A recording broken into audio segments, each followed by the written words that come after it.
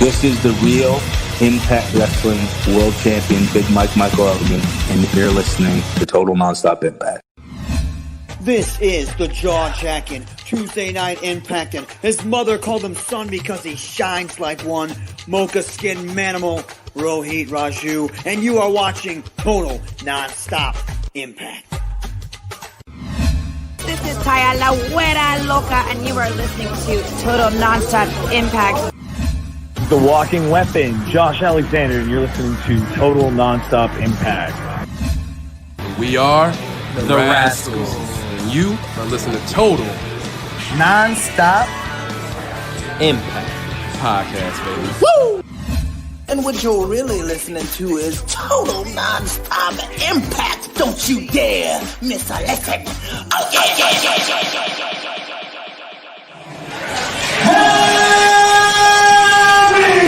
What's up, Impact Wrestling? Let's make some noise!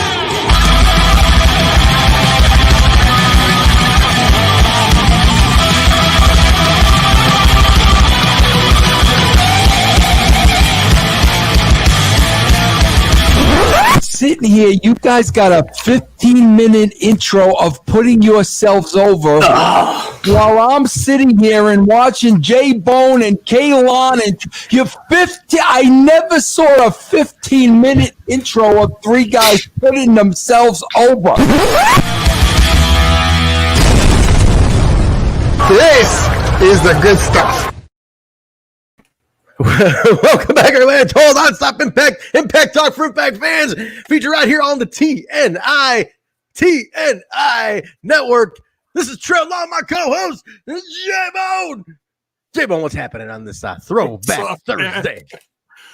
I have one question for you. What's up?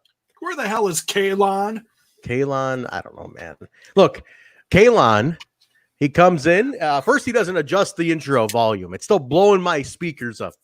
Blow everybody's eardrums out. I don't get that. I don't get the edit. I said, Kaylon, can you put John E. Bravo into the intro? No, I can't get that either. I cannot get a break from this idiot to do anything I need him to do. And he's not doing, and he's not on the show. I don't think he watched Throwback. He's not here. So I don't know what to make of this guy, Jay. It's going back to a two-man show. He says, "Oh, guys, hey, Trent, I want to be on the scumbag. I want to be on the Throwback." Well, you got to kind of watch the show and be on it with us. Jay, we're dedicating time to this. So what do you make of all this? I think it all comes down to this. I don't know whether to say congratulations or I'm sorry. Oh, J-Bone, what's happening? It's Thursday. Guys, thanks for joining us. We moved the show to Thursday. Jay, a couple weeks ago, pointed out an amazing thing. He said, Trent, we're doing a throwback show, correct? I said, yeah, J-Bone, you know this. You're on the show. We're doing throwback. He's like, let me ask you a question. We do the Impact Plus Weekly on Sunday. Then we're doing throwback on Monday. And we're doing the main show on Tuesday. He goes, you're trying to kill me with working me 3 days in a row? And he goes, I go, well, yeah, Jay, I never thought about that way. And he goes, well, wouldn't it make more sense to do a throwback show on Throwback Thursday? I said, you know what, Jay? You're a smart son of a bitch. You're wise. Jay, you got a couple of gray hairs. You're wise behind your ears. I took your advice, and we moved it. We moved the show to Thursday. It's officially Throwback Thursday. Now, I just saw Bill Gardner in the comments. Bill is going to join us next week, guys. He's going to be on episode 30 of NWA-TNA. Special guest. Nice round number, Bill. We'll get you in for number 30. But anyway, so this is it. Throwback Thursdays is the show. So Tuesday, Thursday, Sunday. It's a nice little pace there, huh? I like it. It makes it easier for me because I could do my stuff in between, my AEW stuff on Wednesday, whatever on Monday. I do my jacked up jukebox usually on the weekend now. So yeah, it's all broken up. I like it. All right, I like it too. Well, I'm having a protein bar. I'm having a good night. Jay, we were going to talk about something here. You told me, Kyle, by the way, yes, Humble Beast, Kyle, that's what happens. Kyle's in love. The woman comes into play. She starts Yoko Onoing the project here. Jay, we want to announce something at the top of the show. You want to go ahead and I'll let you say you're the elder statesman of the show. What we're not going to discuss today. There's a lot of controversial things getting talked about in social media over the last 24 to 48 hours that are just coming to the light of day as of a little messaging going on back and forth between Trent and our group. And it covers several different platforms, several different people, several different companies. We are not going to talk about that tonight because we don't know what's true. We're just staying out of it. Okay. It doesn't belong here, especially when we're talking about the throwback stuff tonight. If anything significant and true actually comes to the light of day within the next 48 hours plus, we may talk a little bit about it on the Impact Weekly Plus, which is just a kind of a general discussion, but we're not going to talk about it tonight. So you want to talk about it amongst yourselves, fine, just not here. All right, because we're leaving it alone. We're staying out of it. Yeah, and for those who know what we're talking about, what we're talking about. For those who don't, you'll come across it. I just don't want to. I'm not mentioning names. I'm not saying anything. So, and again, it's throwback. This is supposed to be a fun show. I like looking back. I'm not trying to get into all that bullshit right now. So, yeah. We're here, guys. Episode number 29. This is J-Bone, January 22nd, 2003. This is one of the most pinnacle episodes of NWA-TNA. Honest to God, if you watched it live, and I did, so I don't know who did. If anybody watched this one live, I want you to sound off. I want you to sound off right now and tell me who watched it live, because this is one of the absolute most pinnacle episodes to this point at the time. And I'll never forget the feeling and the buzz that went around when this happened. So if you did watch it, I want you to sound off, man. So put a comment down. I want to know who did see this one live in 2003. Because Jay, I got to tell you, man, this is an amazing show. Action packed, head to toe action packed. This one was, and it hits today like it did then. How did you feel for the first time watching it? I've seen the highlights before, like Raven showing up. I've seen that in the past. And I remember hearing about it like way back when it happened. But it's all, dude, it's so long ago. It's so blurry. And there was so much going on back then.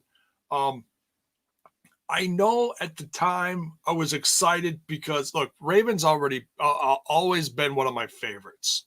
Whether he was in ECW, WCW, the Flock, whatever. I don't know. I just thought the character and his whole persona was just badass. I loved it. He had just debuted a brand new look in WWF at the time. And I was excited about it. I was like, oh, okay, here we go. Kind of a rebirth for Raven. Cool. He had some like dreadlocks and some face paint and stuff. And kind of a tribal looking, I don't know. It's just different. I dug it. Then all of a sudden, boom, he was canned. And literally within days, I'm going to have to, and I should have done this before. I can look it up now. The time between the TV that they showed him and then canned him and then debuting here, I don't think we're very far apart. Literally days apart. I'm going to check it out right now. Yeah, I'm curious too. But, man, he was hot at the time. Raven always has been an amazingly polarizing figure. He the dude is always he's always at the cusp of some innovation, some character progression. The guy was a very, very key player in a lot of promotions, including TNA. And I don't think he gets enough credit for what he's done in TNA, and I think recently it's been a little talked about more with some recent appearances and stuff. So I'm glad he's gotten a little bit of a nod recently too with this generation, because dude, he's a key player, man. I mean, the guy is legendary in the industry. So definitely, I'm glad to be talking about this episode. I just remember watching this one with my buddy Dave at the time, and we lost it. And so we'll talk about it. We'll get to it. Let's kick it off, J-Bone. January 22nd, 2003. J-Bone, like I ask you for every throwback show, where were you on January 22nd, 2003? Because my answer is always the same, J-Bone. My answer is at my buddy Dave's house on his couch watching NWA-TNA. Where were you in 2003? Well, I can tell you. So I just quick looked it up here. Like I said, the debut of the two. Now this is back before 90-day no compete clauses. Okay? Yes, which really became a thing later on. Yeah. Which is what I can't remember when they started, but this apparently was not here because right here, and I'm assuming this is true.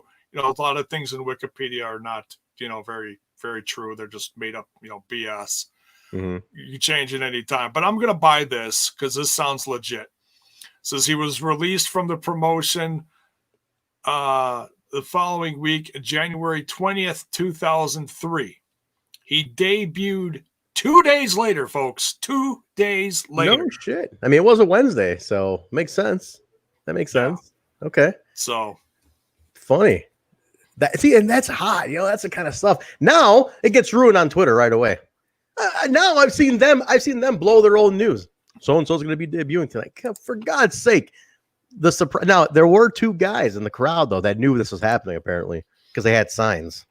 And I still to this day don't know how those two morons had those signs. I don't know who those guys were, but they had Raven signs.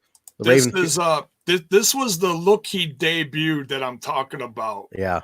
I was pretty stoked about this look. It was different. I liked it. And then all of a sudden, boom, he was gone. And he showed up literally 2 days later. TNA. That's awesome. That's awesome. All right, we kick it off now. JB is in Australia. And first shot we see, he's talking about bringing Australia its first TNA match. I was a little confused by this now because we cut back to the Asylum, Jay, and JB's in the ring announcing. What the hell? What did I miss there? What did I miss? This is a point, and this kind of started in the last couple of weeks. I forget exactly what episode it was. It might have been the last one. They started talking about those international television deals. Right. That's what this has to do with. So he's saying they're broadcasting in Australia first time tonight. Yes. And they flew him to Australia to film that segment in Sydney. I assume he was there anyway. But pretty much. I mean, they might have filmed more, and we'll find that out in future episodes. But, they got, I think, one of the most impressive things, and I say that with, some tongue-in-cheek humor behind it, is the lovely little outfits that the Cage girls were had on and were showing off, and the little tattoos and the little koala bears. So I don't know what to say about it. It's just hey, you gotta play to your audience, man. You gotta play to your crowd. You gotta play to your crowd. I mean, welcome Australia. I was like, oh my God! All right. Oh yeah. Hey, listen, they're all in. They were all in to welcome Australia to the show, to the family. It was interesting. I mean, again, consider this, guy. This is something that TNA does not get enough credit for. You got to remember, 2003, they were doing stuff that promotions today have a hard time doing. What with all that's said about certain companies, other companies, like, dude, they were a pay-per-view only company getting international television deals. Let's think about that for a second, Jay. That's a big deal to be getting international television deals in 2003 as a pay-per-view only company domestically. Tell me how that happens, that sounds pretty groundbreaking to me. I mean, that's crazy. I think it's a really very, like I said, groundbreaking is a perfect word for it. I think it's awesome. And I love that they were doing that. Now, I don't know I can't remember how much more came out of the Australia stuff. I know I think Jared took the belt down there at some point, and we'll probably get to it because they'll probably recap all that. But we open up the crowd. Jay is hot, man. I was, like I told Russo when we had him on, Sports Entertainment Xtreme debuts, and you just see the shift in the crowd. It's younger, it's louder, it's rowdier. They respond to the heels more. Like in like a week's time, the grandmas were gone and the kids were gone, and it was like 18 to 35, man. That's what was filling that arena. Did you notice that too? Oh yeah, it's getting louder. There's more signs. Rowdy, they're just rowdy in there. Yeah.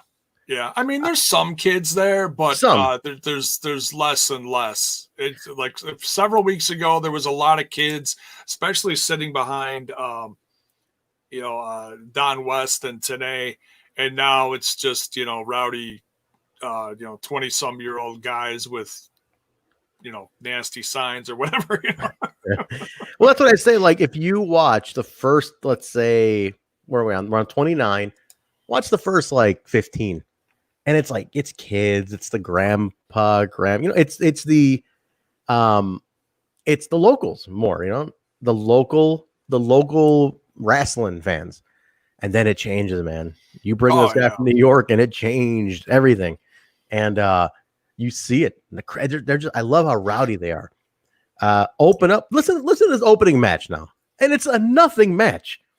It's a random tag team. David Young, Shark Boy, Jimmy Yang. Completely no sense. Throw them together. And I love that Mike Tenay even discussed that. Did you catch that, Jay? Like that little detail what makes Mike Tenay so good. He even mentions it. He goes, "Yeah, this put together team. He let you know that it's not a real team." You know what I mean? Like, oh, talking about Shark Boy, David Young, and Jimmy Yang. Oh, right. Yeah, but they were putting them over at the same time, talking about how Shark Boy's been there since several weeks ago, the early days, and how trim and how good David Young looks. Mm-hmm. And Jimmy Yang's breaking away from the Elvises, the Flying Elvises. So there's all these little things happening now after the first part of the year and stuff. So yeah, it's interesting. It's interesting, but they take on the SATs, man. And I love, again, this is where Tna is awesome. This is where Tna is really, really cool. He even addresses the detail of Mike Tna, man. He even addresses the fact that Red had that title shot that he missed as he got stuck in Japan. He missed his title shot. So he even says, he goes, "Hey, he missed his title shot. He's not going to get it. He'll probably get it at a later time. We haven't forgotten it, but he has to give up that title shot." And I'm like, nobody would remember, but Mike Tenay with that little detail puts that in, man. I love that about him.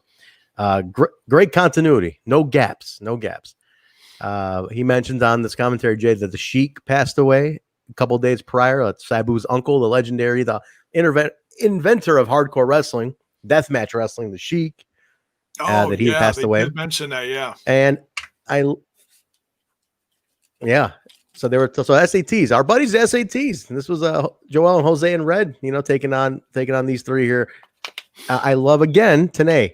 He uses a great line here, Jay. He says, "They're not the future, they're the present of TNA." I love that.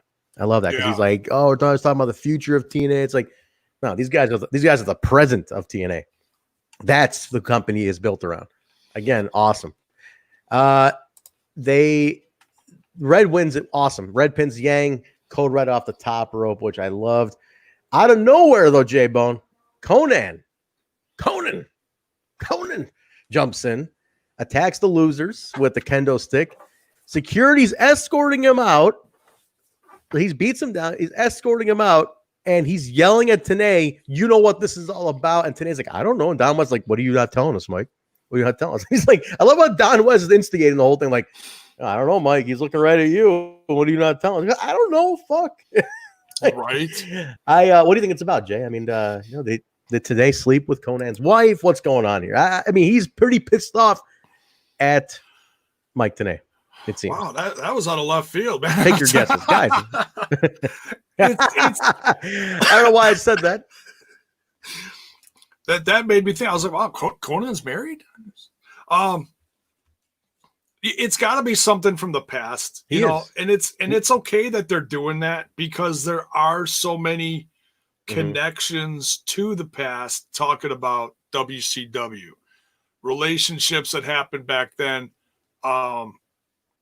people that jumped from WCW in its demise to this brand new company, and it's still happening. It's happening every episode. There's new people showing up. Yeah. And I think it's True. Probably something that has to do with that, but it's like off the top of my head, that last year of WCW is so fuzzy because I was real back and forth watching it So nothing like jumps out at me like, oh yeah, it was definitely about this or that. I have no idea, really. I don't know. Hey, in the chat, what do you guys think? What do you think Conan's pissed off about? Does it have to do with WCW? They've been using a lot of that, though, Jay. They use a lot of, like, you know, it had to do with WCW history. Like, this goes back to WCW. There's been a lot of that in these storylines lately. I don't know if you caught that. A lot of they do that a lot, it seems like. They just constantly go back to WCW days, which is, again, it's fresh. Remember, think about it. This is only January of 03. WCW closed in March of 01. You know, just under 2 years of all this happening. So it's still fresh in everybody's mind, you know what I mean? So they're gonna keep dropping. I fully expect it to be WCW related, but we'll see. I could be totally wrong. Totally wrong. Sports Entertainment Xtreme makes their way in. And Russo puts over the growth of TNA because of Sports Entertainment Xtreme. What did you write down the percentages, Jay? Do you have the percentage written down? He gave actual numbers. I believe they said 22%. Yes, I think you're right. He says, TNA, he goes, pay-per-view buys up 22%, bro. Ever since Sports Entertainment Xtreme. Merchandise, the #1 selling shirt, Sports Entertainment Xtreme, which, from what I understand, was actual fact at the time. All that.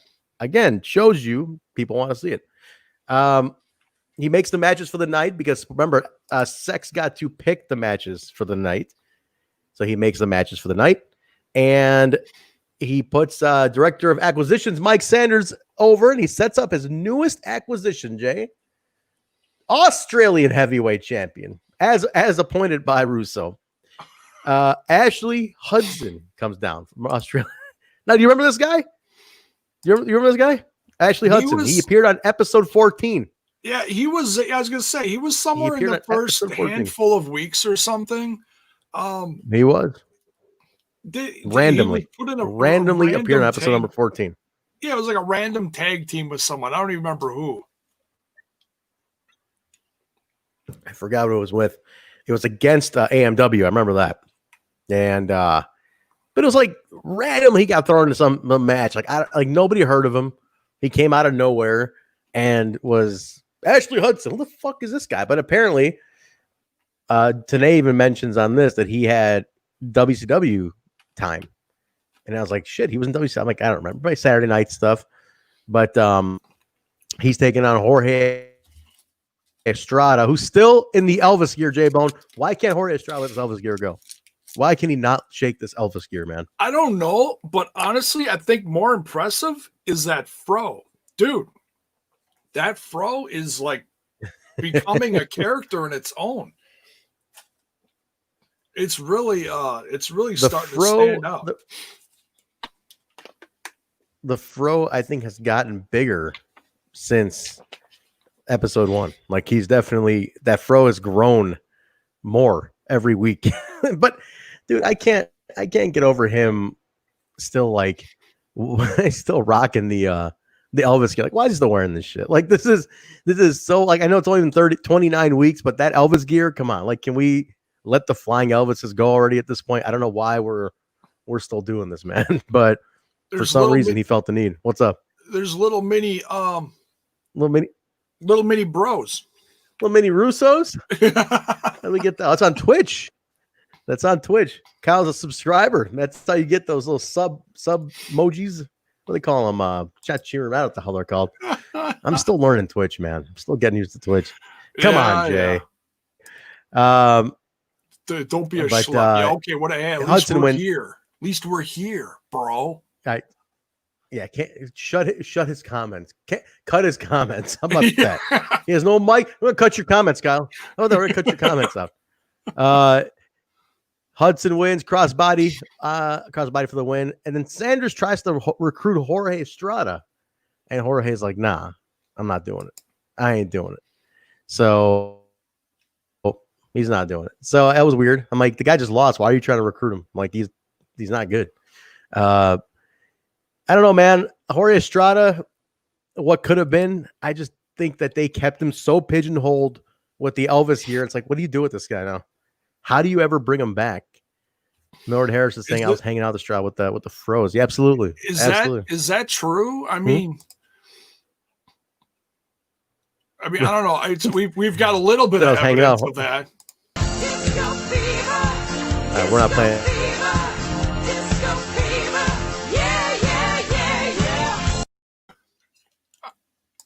I'm sorry, I had to. not on the Throwback Show. We don't do bits on the Throwback Show, Jay. We don't do sound bites on the Throwback Show. What are you're screwing the whole flow of the Throwback Show.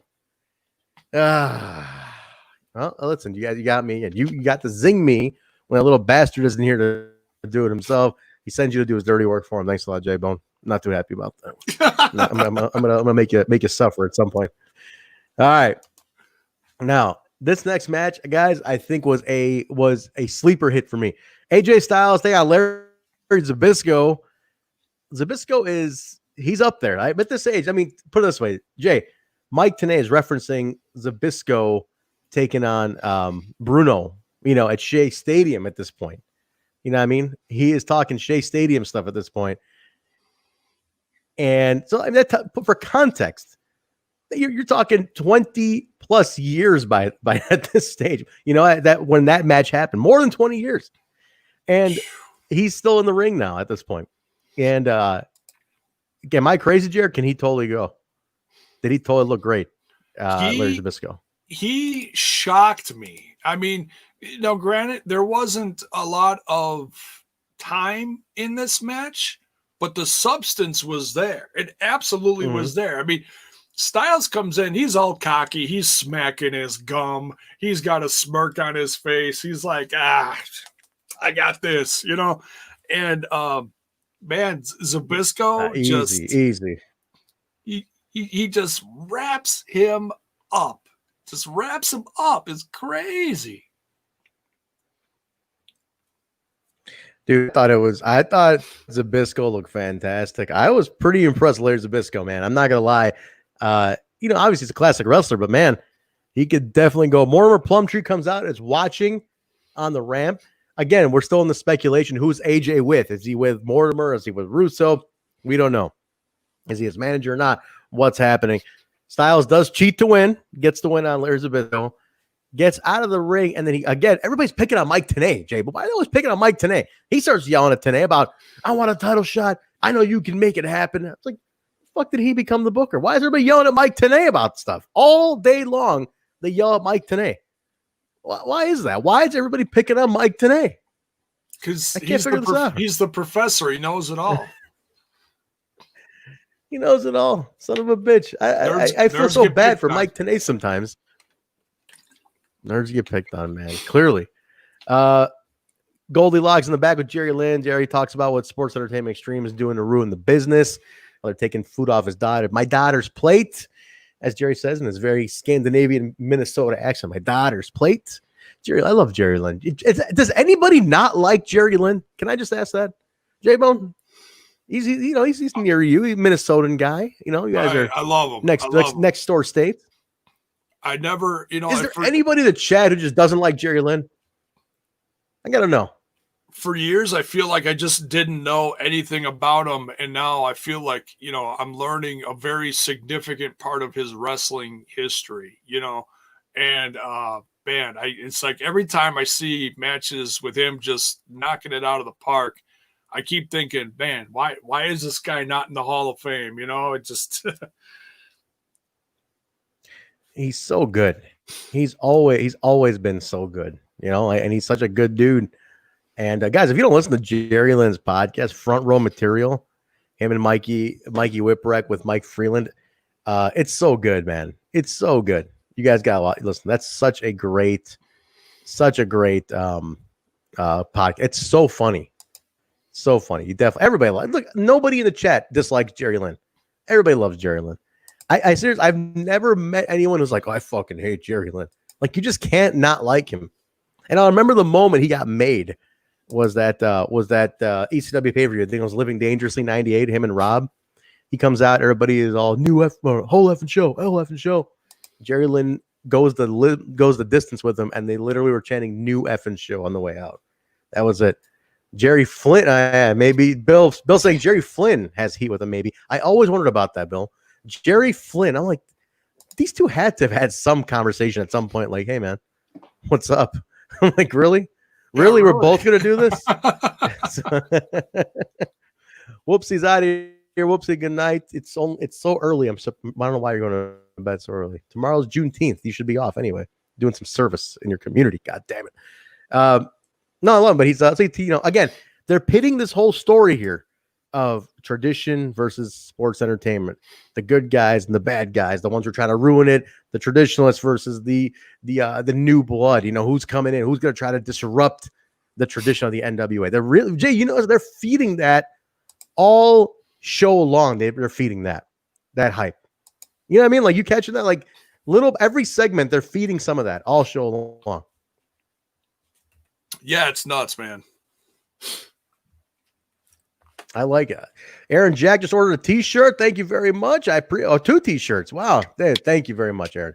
You're the man, dude. Thank you. That's cool as shit. Tremendous. We'll get a 4th one up there soon. I know that. Very nice. Very nice. We really appreciate anybody bought a t-shirt. Again, if you bought a t-shirt, let me throw this a little mid-show plug. If you did buy a t-shirt and you would like to come on, you can come on the Impact Plus Weekly and hang out with us. Hang out with us on the Impact Plus Weekly, Sunday night, easy night. Or if you are watching these shows along, you want to come on, watch the throwback with us and do that. You're more than welcome to come on this too. But you got to watch the show. You got to have watched the show in order to do that. But links at the bottom, guys. ProWrestlingTees.com/Total Nonstop Impact. Thank you, Aaron. If you want to come on at some point, let us know about coming on Sunday night for the Impact Plus Weekly, and we'll get you on, man. We'll definitely schedule you up. All right, back to the show. All right, this was we get a match. It's Jerry Lynn and Ron the Truth Killings taking on David Flair and Mike Sanders. J-Bone. I talk a lot about Mike Sanders. I like Mike Sanders a lot. I feel like he did not get enough time to show himself off in the wrestling business. So far from what you've seen, give me your thoughts on Mike Sanders. He was so over. Oh, and something just popped in my head. I got to go backwards here just for a moment. Did you notice how the crowd was towards Larry Zbyszko? And then literally seconds into the match, they turned on him. I caught that. Why was that? What did I miss there? Because this crowd loves AJ. They love AJ Styles. AJ Styles can do no wrong, no matter what, no matter who he's affiliated with. They love AJ Styles. He could throw a grenade in the ring and they will still cheer his ass. And proof of this statement is even after, Larry's upset and he's talking to the ref, and then he gets out, and AJ, hearing all the cheers, jumps in the ring to get the pop. It's cocky. It's a little heelish, but he gets the pop. Like, yeah, look what I just did. And the crowd just erupts even more. It's like, wow. You could tell, you could see the shift, the AJ style, the shift. People are like, that's our boy. Yeah. Remember, he's the organic guy. He's the guy who came up there. He's not a former WCW. I mean, he did a stint, but not really. Not a WWF guy. He's their boy. He's a TNA guy. They watched him grow for 30 weeks almost. That's why for that, it's a big deal. I mean, I felt it too. I was watching and I was in love with this guy. I loved it. I loved everywhere. What the hell are these emojis everybody's putting in our chat right now, Jay? What's going on here? Are there no actual comments coming through? I'm looking. I see they're like this big in the comments, and so I'm putting them on the screen to try to read them, and I'm like, what the? It says. Well, so that's a Sammy this one. This is awesome. We got a Steiner one. I love these. Thumbs up, thumbs down. Okay, this is great. Keep them coming, guys. The Twitchers, keep them coming. So decent match. A lot of action in this match. Jerry and Truth make actually they actually made a really good team. Jerry Lynn and Truth, they made a really good team. I thought they looked good as a team. They were fun. Oh, excuse me. Yeah. what was hilarious about this is how over Mike Sanders was too. Now, one thing I noticed, it took a couple times. He started doing, like, whenever there was a 2 count, he'd look up at the ref and he'd go, "Hey!" He'd throw out his arms. He'd go, "Hey!" And the whole crowd would go, "Hey!" right back. And he kept doing this, and the crowd would get louder and louder and louder and louder. And that's true.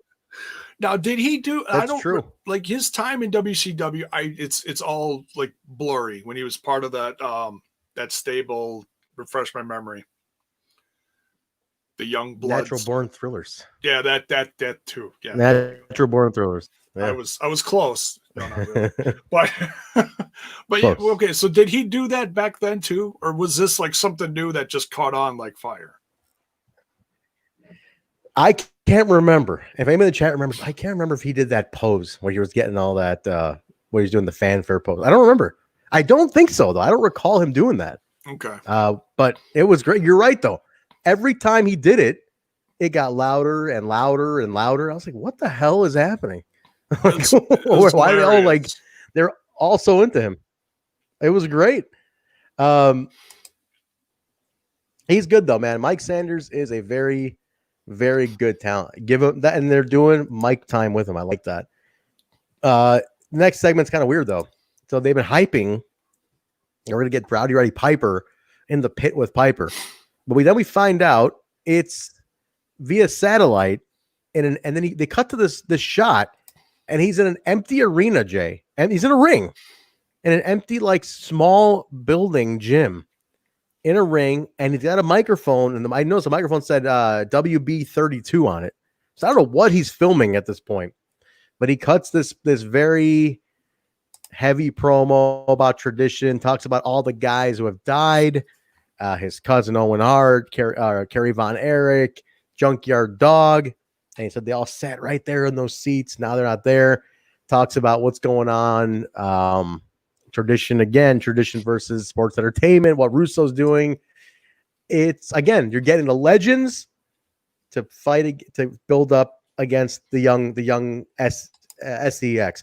Very similar, Jay, for anybody in the chat who knows, very similar to what they did with the New Blood angle. It was the New Blood versus the Millionaires Club. Anybody remember that? That was the other, the veterans group was the Millionaires Club. Remember that, J-Bone? Vaguely. And it was all the big contract guys. And that's what they were doing. They're trying to set that up in a way now where it's the veterans versus those guys. And I like it. I like that they're finally getting to do that again.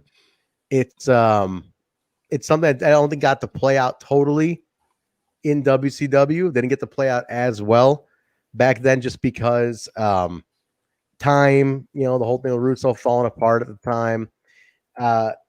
Him not staying there as long as he wanted to. So there was a lot of back and forth with at that time. So I think it's a way for him to kind of start playing that out now. That he never got to fully see it through then. He's going to see it through now, which I like. There you go. So interesting. Yeah, it's interesting to see them using the veterans for that reason. Because think about who we have, guys. I want to put this into perspective for a second. 29 weeks of this company, veteran-wise, who has already graced the ring? Forget all the young guys. You've had Dusty Rhodes. You've had Larry Zbyszko. You've had Roddy Piper. You've had Kurt Hennig. You had the Road Warriors. Who am I missing? Who am I missing at this point? These guys have all come into the ring. Nikita Koloff has come into this ring. Then there's more. I'm forgetting a couple of them here. Think about in 29 weeks, how many legends have come through? I'd say, I don't know if you call them legends because it was right after the Attitude Era, but now you could say like Sabu and Shamrock. I don't know if you lump that into that or not. At the time, they were younger. It was a little more fresh and younger, but yeah. I wouldn't mind. I mean, yeah, you could say that. They were still off ECW, but even like I'm talking that the golden year generation. I mean, think about who you had come in. All right, it's remarkable who's walked in the doors at TNA at this point, man. And again, you're not getting enough credit for that. That's a lot of names to come through this company in a very short amount of time. And if you guys remember, if I'm missing anybody, definitely throw it in the chat. I'm curious if I'm missing anybody there. But that's a lot of people who have come through these doors in a very short amount of time. So I like where they're going. Now they're kind of like using them for something at this point. Next match, guys. America's Most Wanted taking on Low-Key and Elix Skipper. Now, this is for the tag team title. This is one that they made. Russo got to pick the match, and he picked Low-Key and Elix to do it. Now, this is you're laying the seeds of Triple X here now. Now, Jay, you remember Triple X? You were pretty familiar with Triple X at the time? Oh, yeah. I remember Triple X. It was more prominent in the time when I was watching, I think, when they got the TV deal. You know, that's what I remember the most is who was around then. It's still a lot of the similar ones, but yeah, they were because there was no Sports Entertainment Extreme. It was just Triple X and the big. I think the big faction had disbanded by then. Yeah, no, for sure. But this is the seeds, though, guys. Remember, Triple X was a 3-man team. Daniels, Low-Key, and Elix that did all of that. You know, you never know which combination. The Freebird rule, basically. They did the Freebird rule on who's going to defend the titles, be in the match, that kind of thing. So this is you're laying the seeds of it right here, which I think is pretty cool. Like you're kind of starting to see that now. They take on America's Most Wanted. Jay, this match is so good, so good. Steamboat too. Millard Harris. Steamboat was in the Thank you. Yeah. Episodes 1 and 2, and 1 to 6, I think. Thank you very much, Jay. But this match, I swear to God, I wish America's Most Wanted would get more credit for being as awesome as they were. I know they get a lot, but man, I'm talking like in like the lexicon of professional wrestling. There's Chris Harris is fantastic. I could totally see why they were going to make him world champion until he got screwed out of it. I mean, which Russo told the story about. Oh, yeah. They screwed Harris, but how fucking good is Chris Harris, man? Like, he was so good. Well, both him and Storm, because Storm really takes a majority of the ass whipping in this contest and sold everything and kept going and showed persistence, showed heart, showed intestinal fortitude, brother. You know, it just the back and forth. And I mean, Triple X really cut the ring in half and showed smart in this instance who was. I mean, you could say it was 3-on-2, which is it's not a lie. That's the game. Yeah. That's the game here. That's the game that they're playing. It's the Freebird rule. It's 3-on-2, man. You don't know who it's going to be, but man, I cannot. It's so crazy. I love James Storm, and I think James Storm matured into becoming one of the best. Oh, absolutely. But you can, when you put him up against Harris here, you really see how young and I don't say undeveloped, but he's nowhere near the James Storm that left Impact. Put it that way. And obviously, you do grow in your skill, but man, I think Harris. I could see why now Harris was going to be the breakout. I could totally see why he was the breakout. Yeah, it makes so much sense. He flowed in the ring just like crazy. And he was a big guy too. And usually guys that big don't flow like that in the ring. You know, they're a little more power, a little more chunky move, you know. But he really had just a dynamic about him, man. It's just amazing. Yeah. We got a couple other names, by the way. Bullet Bob is another name that appeared as well. I mean, we can't forget Bullet Bob. He's a legend too. Vader. Spoilers, Gary. Spoilers. I didn't know this was happening. No, I'm kidding. Yeah. It's all right. It's all right. Up until now, only Gary. Up until now. Up until 29. Come on. But they get Triple X. Well, the soon to be Triple X does get the win. They're a little cheat to win. You know, they get a little assistance. And they won the World Tag Team titles. This is the first of, I think, 3 that end up happening for them. And they win the NWA Tag Team titles. Low-Key and Elix Skipper. Again, Elix Skipper is one of those unsung heroes of TNA. He is in every video package with the Hurricane off the cage. Every single highlight reel of TNA, Elix Skipper is a part of it. He'll forever be a part of it. Forever, Jay. I mean, Jay, that move today still blows my mind when I see that move being done.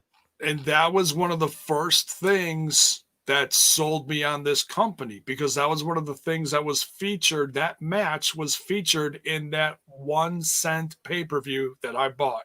That made me a fan. That was, to this day, classic stuff, man. That match that it happens in will blow your mind. And keep in mind, guys, the Triple X and AMW feud goes on like a year plus. This is a year-long feud that's essentially kicking off like right now. That's what's happening. Like you're seeing the genesis of one of the greatest feuds in TNA history. So strap in on this one, because this one's a lot of fun as it builds, man. But definitely a very, very good match. I highly recommend this match. I don't think it gets put on to any of the best of lists, but this is a very good one. We cut to the back. Bullet is with Goldie, and I love this. Oh wait, Hakeem Fullerton's asking which team was better, Beer Money or AMW. I'm going to AMW, 200%. I love Beer Money, but AMW. Jay, yeah, I think I gotta agree. I mean, I love both, but I think just that there was something more organic about AMW, you know. Absolutely. The fact that it was an accidental team in some ways makes it even better. You know, that they weren't meant to be a team. I think that makes it even better. So I like it, man. I think AMW, again, needs a lot more credit than they get. I love Bullet Bob in the back, though, Jay. He's just had it. I'm done with all this shit. And then she's like, well, what are you going to do, Bullet? Because everybody's asking me what I'm going to do. I don't care. I don't have an answer for you. You could just tell this is like that old man rant. You know, like, you guys are pissed off your dad with too many questions. That's what this was. That's exactly what this was. It's just like, he's like, I don't know. Oh, what do you want me to say at this point? I don't fucking know what to tell you. That's exactly what it was. Jay, you're a father. He's it's like, you know, it's like the little daughter. It's like, you know, tugging on his coattails. He's getting pissed off. He's frustrated because he's trying to fix the company as a whole, and it's just completely unraveling with the rise and the growth of S.E.X. There's so much sex, it's just driving him out of his mind, you know. It's sex everywhere. It's just too much sex. But you're right. Is there a thing as too much sex? Apparently for Bob, is there a thing as too much sex? I don't. Apparently Bob doesn't like it. It's too much for Bob. Bullet's like, look, I already got like 8 sons. I don't need this shit. No, I love it. It was such a small 30-second segment, but I don't know why it's so funny just seeing him be so frustrated. He's like, I'm out of here. They go after. I'm out of here. He leaves, doesn't he? He just walks away. The next match is a X-Division title match that Russo put together to basically tell Sonny Siaki you're safe. He goes, all right, tonight's one's for you, Chris Vaughn, the rookie from 2 weeks ago. It's Chris Vaughn versus Athena versus Sonny Siaki. Like, and then, you know, Tanae's playing it up like, come on, you know, this is just bullshit. I never said this kid is ready, blah blah blah. Siaki wins, clearly. No detail needed. Siaki wins, makes quick work of them all, and Desire comes in. They start attacking Athena, who's crazy over in the asylum. J-Bone, like, she's like super over in the asylum. She is. I mean, there's like 12-foot long poster boards, you know, in the middle of the crowd. Athena. It's like, they love her, man. I used to be so confused. I'm like, how is she so popular? I couldn't figure. I'm like, how do people know Athena so much? But she was a local, you know, it helps. They start attacking Athena after the match, and then Trinity comes in, makes the save. Trinity comes in, takes out Siaki and Desire.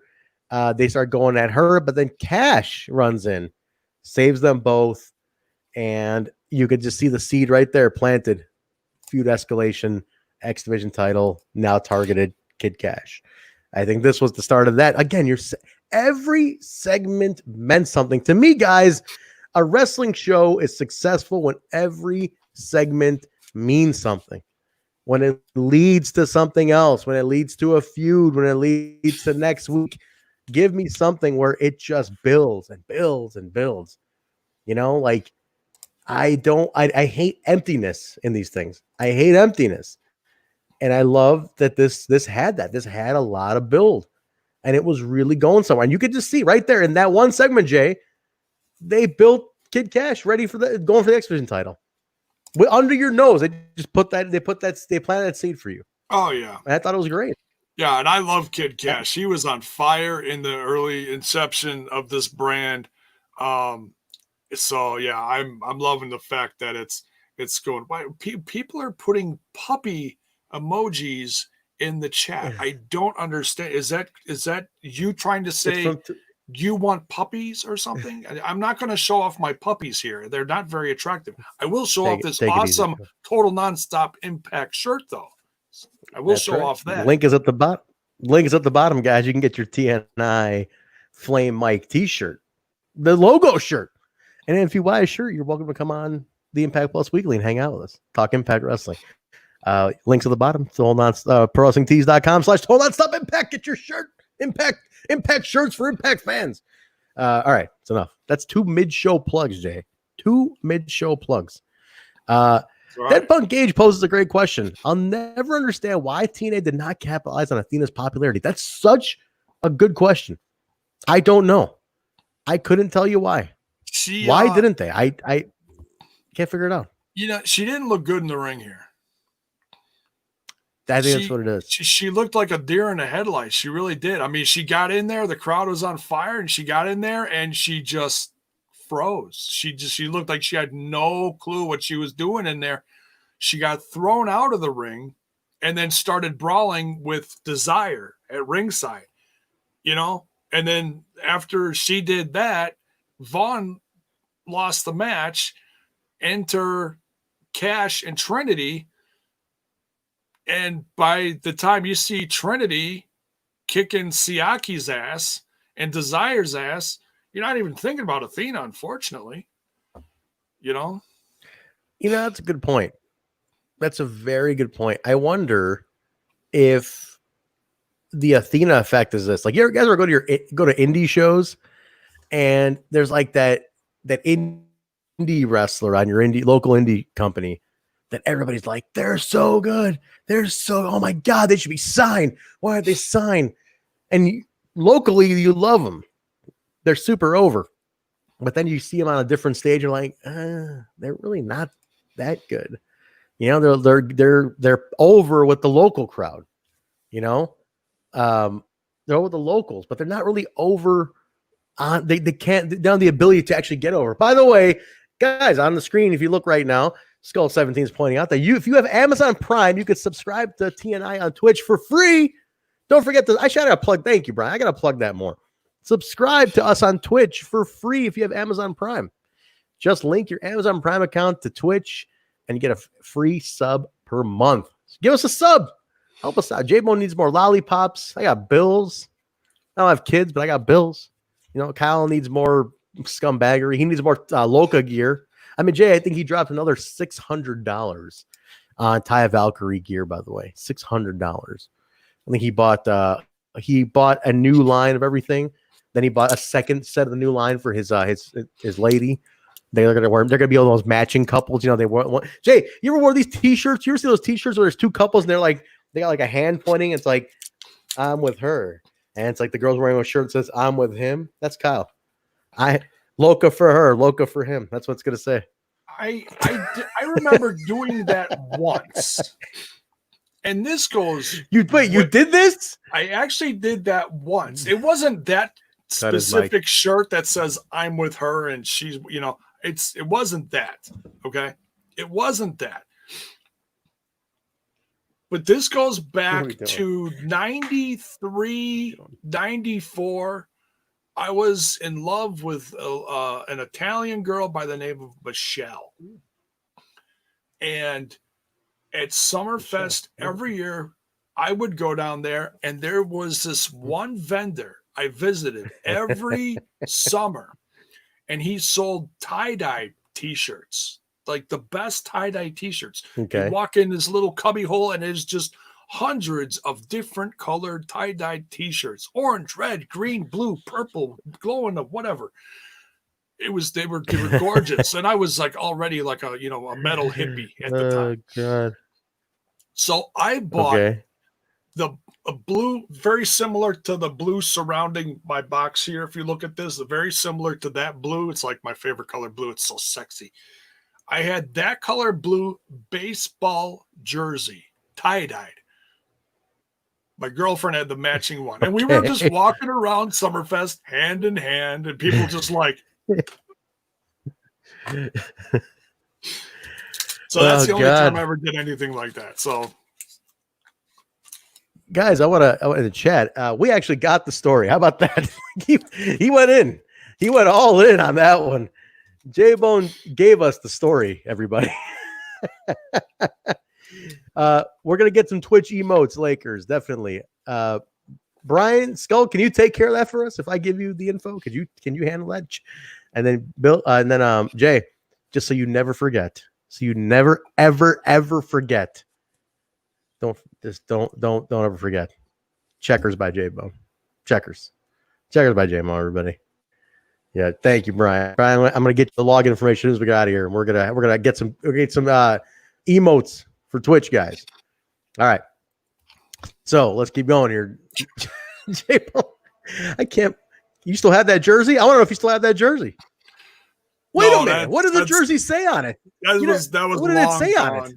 It was just blue tie-dyed. It was just a very beautiful blue and white tie-dye. It was cool though. It was cool. I swear Kyle is more and more like you every day. Every day, Jay. Every goddamn day that kid's more and more like you. Kind of scary, isn't it? Kind of scary, right? A little bit. It's strange. You're not actually related. That's the scarier part of all this. I tell you what. Shit. I should ask him sometime. Be like, by the way, do I actually know your mom? It's because I was a little promiscuous back in the day, and you ever been to New York City? Because that's the last thing we need. It's just to verify that. not even close, but you never know. People move. I was promiscuous 20 some years ago. So, guys, the stories about Jay that come out on the Throwback show are just mind boggling to me sometimes. We hear about your attempted murder, Jay, the Checkers incident. We hear about the Checkers incident. Okay, that's a little accelerated there. That's a little accelerated. Then we hear about the drinking days, how you were just destroying hotel rooms and relationships, drinking Pabst. Now we hear about this promiscuity, this promiscuousness of J-Bone. What the hell is wrong with you? You're a father. Your kids might come across this video someday and say, "What the fuck is happening here? What are you doing, J-Bone? You gotta set an example here. What are you doing?" I'm not sure where you're going with all this. I would hope for the sake of your family, you straightened out by now. I hope so, Jay. I hope you've cleaned up your goddamn act. I turned in that pimp card a long time ago. That's long gone now. All right, good. Very nice. Very nice. Thank you very much. J-Bone has turned in his pimp card. He's cleaned up his act. Thank you very much, Jay. All right, let's keep going here. Let's keep going. The match is over. Obviously, Cash set. So they set up Cash for Siaki eventually. They go to the back, and S.E.X is partying. They're in the back. They're partying, and basically somebody's dragging. Who was dragging Goldilocks to the locker room? Was it BG? Who was dragging her to the locker room? To the S.E.X locker room. BG James is dragging her to the locker room, and she's like, "No, I don't want to go with you. No, I don't want to party with you. I have a job to do." And in the midst of saying all this, Now she's already in the locker room. There's streamers everywhere. Everyone's got a bottle of something, and everybody starts hosing her down. Mind you, she has a white shirt. I'm like, oh, great. This is going to be like, wet t-shirt contest time with Goldie. And and I'm like, oh, this she was not happy though. No, she wasn't. She wasn't like, woo. No, she was pissed off. She wasn't having it. She grabbed the bottle. She smashed it on the ground. Then with all this happening, and they're all trying to hose her with champagne and beer and whatever, Russo comes in, and you're like, oh, it's the leader. He's going to be fine with all this, and he's going to join in the cell. No, he does not join in the celebration. He goes off on his crew. What are you doing? We still have a match to go. It's like everybody was in the match. He was not happy. He was not happy about it. And he said, hey, we're not done yet. We still got the title match. Still got Jeff. What do you think you're doing? You get no time to party yet. He was pretty upset about this. He was not having them party just yet. I think Goldie was legit pissed. I don't think she was expecting some of that to happen. What do you think? Do you think I don't know, Jay, like you could just tell, sometimes you can tell when people are working. She looked like she was legit angry. I don't think she planned for some of that happened in there. Yeah, I think because she talks about, things like that. She looked like she was like, oh, okay, yeah, we're going in here. You act upset, but then she caught half a bottle of champagne in the face, in her eyes, and that's when that almost legit scowl formed on her face, like, oh shit, this went too far. I think that's truly what happened. I think she actually was playing along at first, and then I think she must have gotten too much. Somebody reached over and tried actually pouring it on her chest, and I think that's where she snapped. You catch that? Somebody actually was trying to pour right on her chest, and I think that's what set her over the top. Yeah. And you could just see her shift right about then. There's a couple guys trying to hose her down, and she wasn't cool with that at all. No, was not having it, man. She definitely did not want any of that going on. Definitely not happy with it. But I'm curious. She has talked about recently how she was like, oh, I was an asshole back then. I wish I could redo those years. She's talked about how she had a bit of an attitude problem at times. So maybe this is part of it. I don't know. Could be. They get to the ring. Dusty Rhodes comes out and he calls out Nikita Koloff. This is pretty epic. Now, anybody in the chat, did you guys grow up on the Superpowers, NWA, Jim Crockett promotions? Because I did. I love that stuff. And I love the history of Nikita and Dusty. It was, the Superpowers. Magnum TA went down with his accident. Nikita turned face. Dusty talks about all that. They talk a lot of history of Jim Crockett promotion. Jay, did you grow up watching little JCP, WCW, NWA back in the 80s? Oh, yeah. Yeah. I don't remember exactly what year, but I remember seeing people against there's Luger and Sting versus the Russians, and Dusty was in that mix too. And I remember at one point being really confused when Koloff teamed up with Dusty. I was like, wait, what happened? How did we get here? Now I was little at the time, so I was just confused, but I was like, all right, whatever. He's a good guy now. It's like, if you guys remember, it was one of the biggest pops you'll ever hear. The face turn. It's on YouTube. Nikita Koloff turns face. Nikita Koloff Superpowers. You want to hear one of the biggest pops you'll ever hear in wrestling history? Go to YouTube right now and check that. That's if anybody knows what I'm talking about in the chat, confirm what I just said. It is one of the loudest pops you'll ever hear. it's like deafening how over. Because remember, he was a Russian. He was the Russians, man. This is the Cold War. This is the time when like everything was USA versus Russia. This is at the height of it. And you had the Russian turn face. The Russian turn face. That was pretty big. That was pretty big. And that's why there's a lot of history here. There's a lot of history between these two. So they talk about it. Dusty really discusses a lot of it. He basically tells him, hey, join tradition. Be on the right side of this history. So Nikita comes out, but he doesn't come out from the Sports Entertainment Xtreme locker room. He comes out on his own. And then they start questioning, is he on his own? Who's he with? He didn't come out that way. Russo comes out. And he's like, you better not do it, Nikita. You better not. Don't be on the wrong side of this.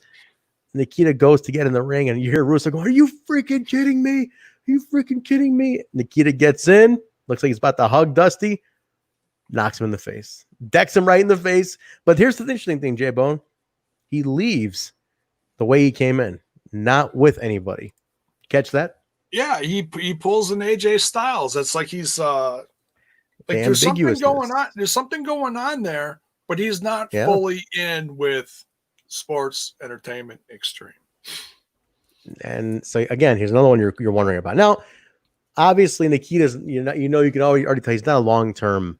He's not there for a long time. Obviously, it's there for a storyline.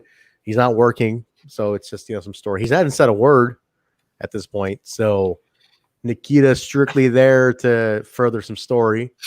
But again, it's got to keep you guessing. I like that. But here's the funny thing: the Tna face was all over this segment. J-Bone, your favorite thing, Tna face. Tell people who don't know. Talk about Tna face. There it is. If you're watching that video, you see it. Angry Mike Tna, tight-lipped, pissed off. What did he do during this match? After all this is over, Jay, he did something very interesting though, which I thought was a shoot. Did you write this down? He walked out, but I got to rewind because something hilarious. Russo in this whole segment, I was just laughing hysterically. He's on the steps and he's talking down to Nikita. Bro, I know you don't speak a lot of English. You know more Russian than English. Yes. So he's trying to talk real slow to him. And it's like, I loved it. It's like, well, because Nikita didn't say anything. And all I remember him from back in the day is he talk like this, I think like half the wrestlers back in that golden era just talk like they all talk like this, and Baron von Raschke, and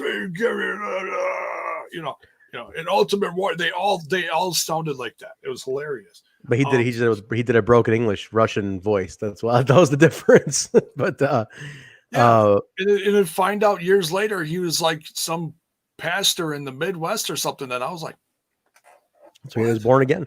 But it was fun. Serious? It was funny though. Nick Simpson is his real name.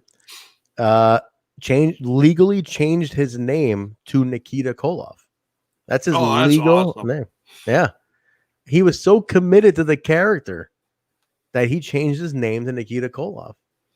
And I thought that was interesting. But he's a pastor now, full-time. Full-time pastor. But yeah, I love that. Russo's like, I know you don't speak a lot of English, bro. Like, what the fuck? And then Russo at the end, he as they're they're kicking and beating down Dusty, he sticks his head in the ring. He goes, "Ha ha, Dusty, blow me!" Yeah, blow me. Like, I'm telling you, he is such an antagonist.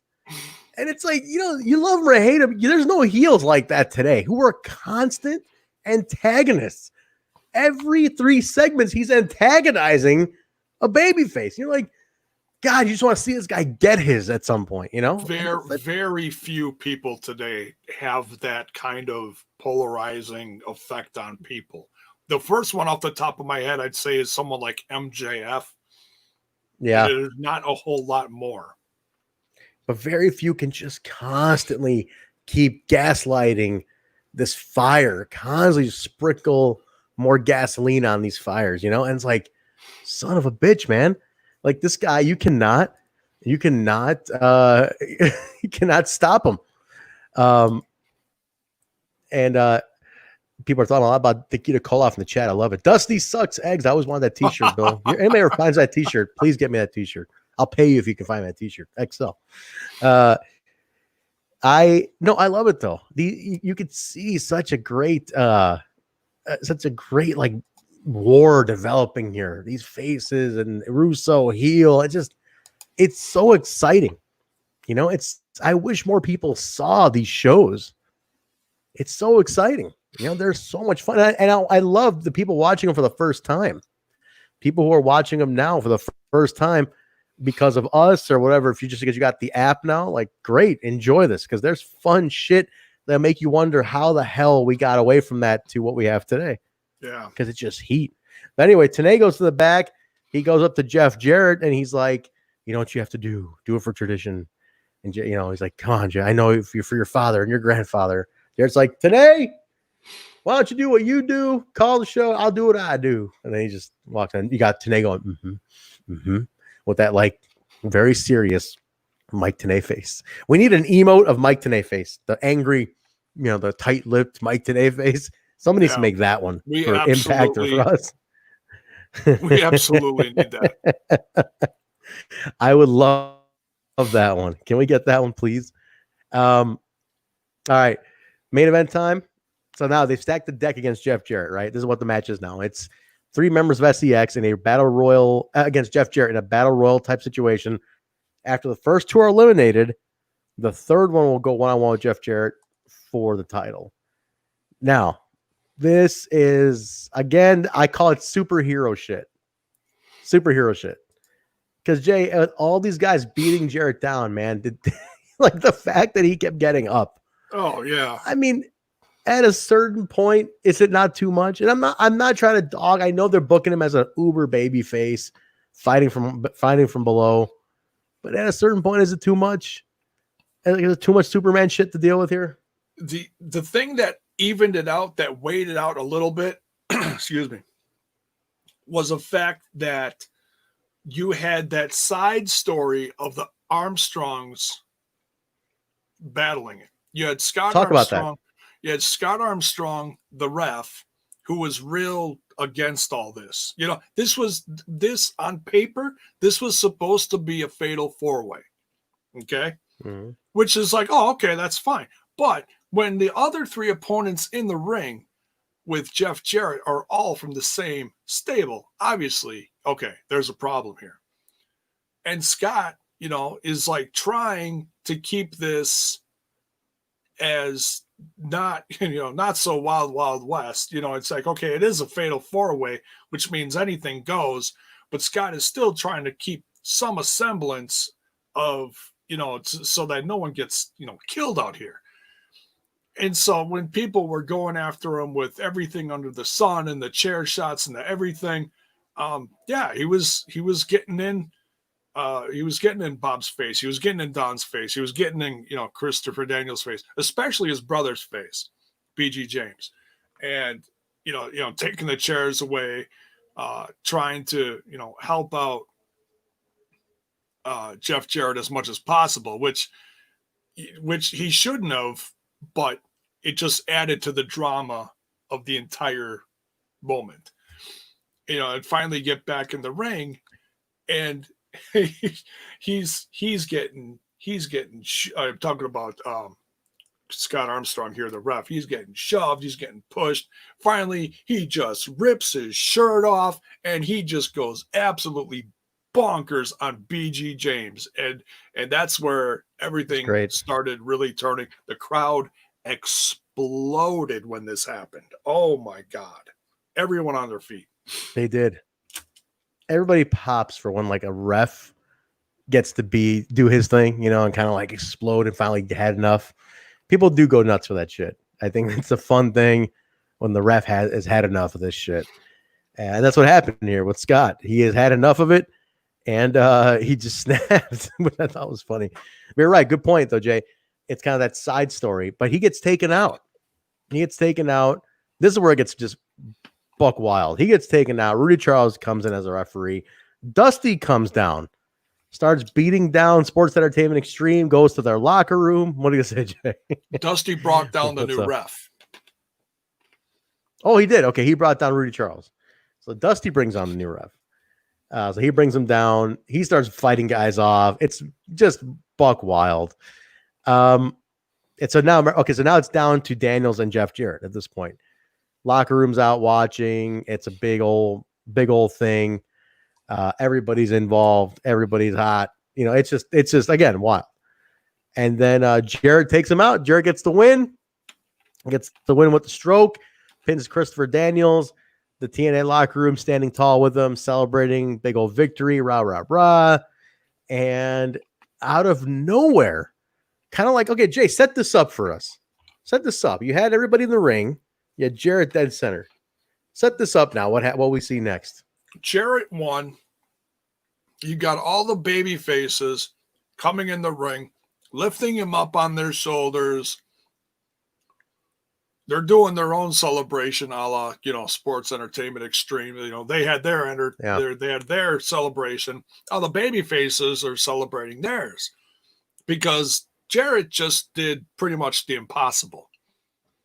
Like, there is no way he should have won this one. But, it was, he had a little help from his friends.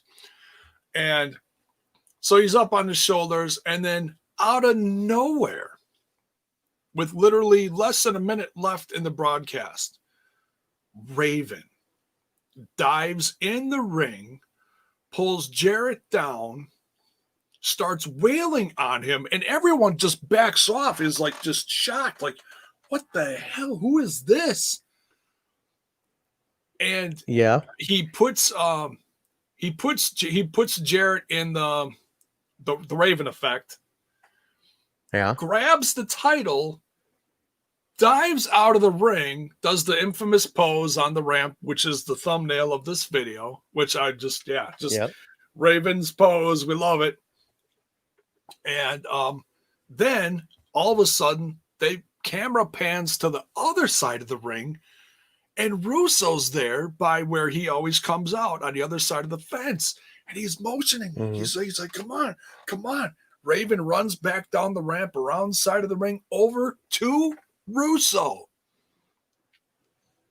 And one of my favorite things, here, we got beeped on this. I'll never forget it to this day. I remember Russo going, "That's fucking Raven. That's fucking Raven." And they did beep it on Impact Plus. It got bleeped. But I remember when it happened. That's fucking Raven. Like, I thought it was awesome. I think one of them got through, but you could tell what he was saying. Yeah. Oh yeah. It was classic though. The shot of him diving out and the people the signs, McMahon fears Raven, all that. Though that's a classic clip. Now, Hakeem points out a good thing. It's like, it's so funny, all this superhero shit by Jarrett, and then everybody's in the ring and just literally lets him get beat down. Like, nobody does anything to stop Raven. It's just like, oh, okay. Like, it seemed a little odd that they just kind of let it happen. But it was just so, they're just so like in the moment, like just out of nowhere. Yeah. Like, wait, what the hell just happened? Yeah, they're just like, they're in shock. They're so jubilant, Yeah. What about me? What about Raven? So this is the era. Now, guys, let me set this up for anybody who hasn't seen. Now, anybody who has seen all these Wednesday night pay-per-views, you'll know what I'm talking about. This begins to build to one of the greatest feuds in TNA history, which with the result that I'm not too happy about, but the build to Jarrett and Raven is one of the absolute best feuds in the history of TNA. Draws their biggest house and biggest buy rate at that point. Biggest house and Asylum history, I want to say, and the biggest buy rate of the Wednesday night NWA-TNAs, which is what this leads up to. So what we're starting with episode 29. I don't know what number that one is. We're just going to get to it when we get to it. But this is one of the best feuds in TNA history, and this is the start of it. And I absolutely remember the feeling of that day when we got to that match, when this happened. Now, it's all so nostalgically coming back to me while watching these that I'm like, man, I know what's to come, and there's so much good stuff. Guys, if you're not watching along with us on Impact Plus, like seriously, it's worth $8 because this is some of the best shit you'll see. And Jay can tell you he's watching for the first time all these Wednesday night shows, and you're loving it, right, Jay?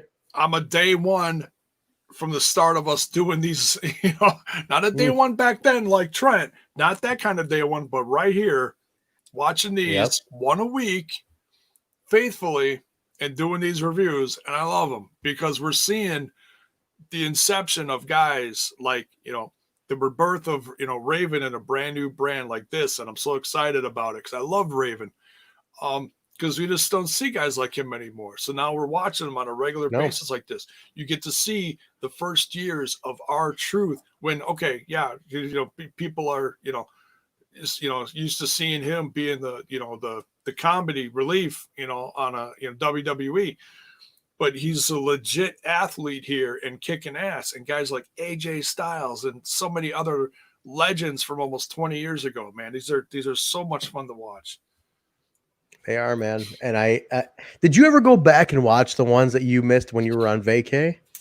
Did you ever make up those? I watched parts of them because I did the covers first, so I caught highlights and stuff. Okay, I'm gonna need you to go back and be caught up because you're gonna have to end this with I've seen them all. So I want you to go back and watch those. You're right.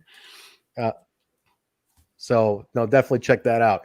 Well, that was it, guys. That was episode 29, NWA-TNA. Again, historical show about to build up to be an amazing rise in the company. If you watched it, how'd you like it? Did you enjoy it? Give us your thoughts on it. We'd love to hear your feedback. Tweet us over at We Talk Impact on Instagram, Twitter, Facebook. Let us know how you liked it. If it was something you enjoyed. If you watching it again, let us know what's up. But anyway, Jay, I liked it a lot. I'm excited for 30, man. I'm looking forward to episode number 30. Oh yeah, man. Yeah, this is the last few weeks and the inception of Sports Entertainment Xtreme has been a real page turning moment in this company, and now we're about to see we're getting to building to a climax here. I feel like big time. But guys, stay tuned if you're watching along with us on Impact Plus. Don't forget you can get all these right there. They're all on demand. Get caught up, watch along with us. Be ready for these shows every Thursday. Remember, Throwback Thursday from now on. If you're not watching, what are you waiting for? A 30-day free trial of Impact Plus. And then after that, it's only $8 a month. So check that out, guys. But that is going to do it for the show. I liked it a lot. Listen, again, we're moving the show to Thursday. So now, again, the schedule. Tuesday night is Tuesday night, the Total Nonstop Impact flagship show. Thursday is the Throwback show, and Sunday is the Impact Plus Weekly. If you want to come on Impact Plus Weekly, you've bought a t-shirt, let us know what day you want to come on. We'll schedule you to come on for a little bit. And that's how you do it. You want to join us, hang out with us. It's an open forum on Sundays, so come join us. Don't forget, guys, next week, episode number 30, the legendary William Gardner will be joining us. Who's William Gardner? He is the front row guy at Impact Wrestling. He is the guy in the front row, Moose Vest, EC3 jacket. You know him. You've seen him at every show. He's a friend of the show. There you go. There he is. A great guy. I'm looking forward to hanging out with Bill and talking. So NWA-TNA. So Bill, be ready. Number 30 next week. Guys, I think that's going to do it. Jay, let's get your plugs in. Where can people connect with you when it's not showtime? Well, when it's not showtime, it's showtime somewhere else over on Smash This Podcast, where we're smashing all things wrestling. Just look up Smash This Podcast on YouTube. You'll find me. You can also find Smash This Podcast over on the Facebook, the Instagram, and the Twitter box. Me personally, over on the Twitter box, you can find me at JBone5150. That's JAYBONE 5150. Awesome. Guys, remember you can connect with the show at We Talk Impact on Instagram, Twitter, Facebook. Just type in We Talk Impact or Total Nonstop Impact Podcast. It comes right up. For audio listeners, you're taking this on the go with you. You can take it on the go on all major podcast apps. Apple Podcasts, Stitcher, SoundCloud, Google Play, iHeartRadio, TuneIn Radio, Spotify, YouTube, Geo7 in India. We just submitted over to Pandora. I didn't tell you guys this. I just submitted it to Pandora. They're reviewing it. Did you know Pandora did podcasts? I didn't either. Apparently they do, and we just got submitted to Pandora. So we're waiting on Pandora to verify everything, guys. They'll be doing that hopefully, and that's another platform we're going to be on. But anything you're on and whatever you listen to it on audio, rate, review, subscribe, guys. It helps us get seen, get heard. If you like the show, give it a quick thumbs up or a quick 5-star like. Twitch.tv/Total Nonstop Impact. Cheer bits. Subscribe on Twitch. We're trying to build the Twitch up. Next level is partner. Get us the partner, everybody. Guys, that's going to do it for us.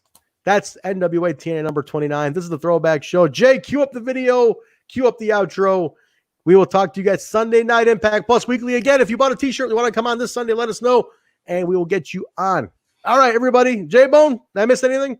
No, that's it. Let's get out of here. That's it. All right. For the scumbag as well. Screw you, Kyle. We'll talk to you guys on Sunday. Good night, everybody. Have a very safe weekend. Enjoy it. Be careful out there. It's going to be hot as shit. So enjoy it. We'll talk to you guys on Sunday. Good night.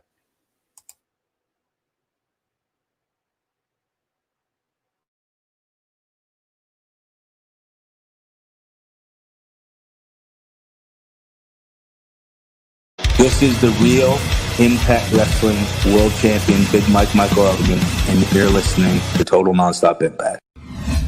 This is the jaw-jacking Tuesday Night Impact, and his mother called him son because he shines like one. Mocha Skin Manimal, Rohit Raju, and you are watching Total Nonstop Impact. This is Taya La Güera Loca, and you are listening to Total Nonstop Impact. The Walking Weapon, Josh Alexander, and you're listening to Total Nonstop Impact. We are the Rascals. And you are listening to Total Nonstop Impact Podcast, baby. Woo! And what you're really listening to is Total Nonstop Impact. Don't you dare miss a lesson. Oh, yeah.